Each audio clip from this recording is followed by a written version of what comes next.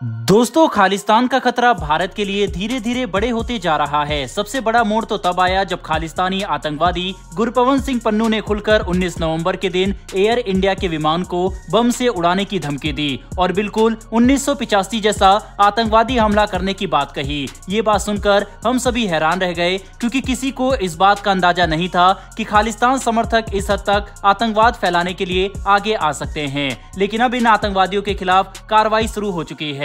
बता दें कि लेटेस्ट रिपोर्ट के मुताबिक कनाडा के टोरंटो एयरपोर्ट पर 10 संदिग्ध आतंकवादियों को पकड़ा गया है। पूरा मामला यह है कि टोरंटो एयरपोर्ट पर एयर इंडिया के विमान के खड़े होते समय यह 10 लोग बिना किसी लीगल डॉक्यूमेंट या वेरिफिकेशन के विमान में बैठने की कोशिश कर रहे थे। अगर ये विमान के अंदर दाखिल हो जाते तो किसी भी तरह की घटना हो सकती थी। एक बम लगाने से लेकर प्लेन को हाईजैक करने तक कुछ भी हो सकता था। हम सभी को पता है कि एयरपोर्ट सिक्योरिटी कितनी जरूरी है, लेकिन उसके बावजूद ये लोग कनाडा की पुलिस और एयरपोर्ट अथॉरिटी की नजरों से बचकर विमान तक जाने में कामयाब रहे। लेकिन जब ये सभी 10 संदिग्ध एयर इंडिया के विमान पर बोर्डिंग के लिए पहुंचे तो वहां पर हमारे विमान के स्टाफ जब इनकी जांच की तब पता चला कि उनके पास ना तो भारत का वीजा है और ना ही कोई प्रॉपर लीगल डॉक्यूमेंट, जिसके बाद इन्हें हिरासत में कनाडा की पुलिस को आगे की जांच पड़ताल के लिए सौंप दिया गया। जिसके बाद पूछताछ में काफी सारी ऐसी डिटेल सामने आ सकती है जिससे हम खालिस्तान के खतरे का सामना कर सके। बता दें कि इन लोगों ने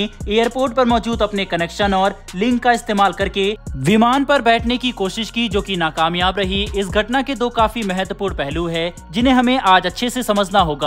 सबसे पहला तो हम बात करेंगे कनाडा किस तरह से भारत की सुरक्षा में काफी ज्यादा नजरअंदाजी कर रहा है। इसके अलावा समझेंगे कि कैसे इन सभी 10 संदिग्ध को गिरफ्तार करना हाल ही में गुरपवंत सिंह पन्नू द्वारा दिए गए बयान को ध्यान में रखते हुए काफी महत्व रखता है। दरअसल यहाँ पर इस तथ्य को बिल्कुल भी इग्नोर नहीं किया जा सकता कि ये सभी 10 लोग कनाडा की पुलिस और एयरपोर्ट अथॉरिटी से छुपकर विमान तक पहुंचने में सफल रहे, जिससे हमें पता चलता है कि कनाडा की सरकार के साथ इतनी बातचीत और टेंशन के बावजूद अभी तक कनाडा भारतीय विमान डिप्लोमेट और एयरपोर्ट पर सही तरह से सिक्योरिटी प्रोवाइड करने में पूरी तरह से फेल होता नजर आ रहा है। न तो कनाडा की पुलिस हमारे डिप्लोमेट को सुरक्षा प्रदान कर सक रही है और न ही हमारे एयरपोर्ट को। इस तरह की घटनाएं आने वाले समय में किसी बड़ी चूक का हिस्सा बन सकती है, जिससे कोई ऐसा इवेंट हो सकता है जो भारत और कनाडा के संबंधों को हमेशा के लिए खत्म कर दे। वहीं पर दूसरा पहलू में हम समझते हैं कि कैसे ये घटना काफी ज्यादा महत्व रखती है।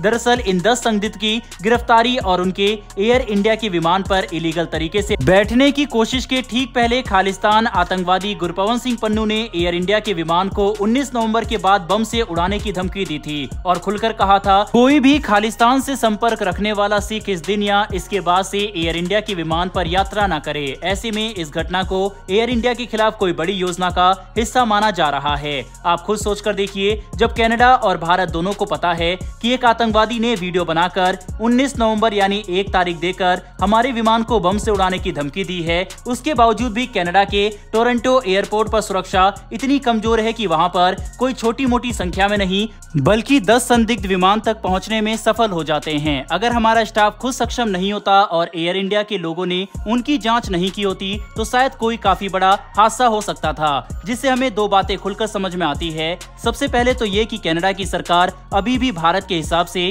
बिल्कुल भी काम नहीं कर रही और बेसिक सुरक्षा प्रदान करने में भी असफल है। दूसरा कि अब हम खालिस्तान के खतरे को बिल्कुल भी नजरअंदाज नहीं कर सकते और इस तरह के आतंकवादियों के खिलाफ कड़ी कार्रवाई करने की जरूरत है, चाहे इसके लिए भारत को आगे खुद आकर कठोर कदम ही क्यों न उठाने पड़े। लेकिन हमें अब इस आतंकवादी संगठन को जड़ से मिटाने के लिए तेजी से एक्शन लेना ही होगा। इसी बीच संयुक्त राष्ट्र मानवाधिकार परिषद की रिव्यू मीटिंग के दौरान जब भारत कनाडा पर जांच कर रहा था तब हमने खुलकर कह दिया कि कनाडा को अपने देश के लीगल फ्रेमवर्क को मजबूत करना चाहिए ताकि उनके देश में कट्टरपंथी संगठन फ्रीडम ऑफ एक्सप्रेशन का इस्तेमाल करके हिंसा भड़काने वाले बयान न दे, वहीं इस तरह की गैर कानूनी गतिविधियों को रोका जा सके। भारत की तरफ से संयुक्त राष्ट्र मानवाधिकार परिषद की रिव्यू मीटिंग के दौरान दिए गए ये बयान काफी महत्व रखते हैं, जिससे कनाडा पर भी उनके मानवाधिकार रिकॉर्ड को लेकर दबाव पड़ेगा। बहरहाल दोस्तों, इस वीडियो में इतना ही। इस विषय पर आपकी क्या राय है कमेंट बॉक्स में लिखकर जरूर बताइएगा। साथ ही अगर आपको ये इन्फॉर्मेशन वीडियो पसंद आई हो तो वीडियो को लाइक करके हमारी आने वाली डेली ऐसी वीडियो के लिए चैनल को सब्सक्राइब कर बेल नोटिफिकेशन को जरूर दबा लें। फिर मिलेंगे ऐसी एक नई वीडियो के साथ। धन्यवाद। जय हिंद।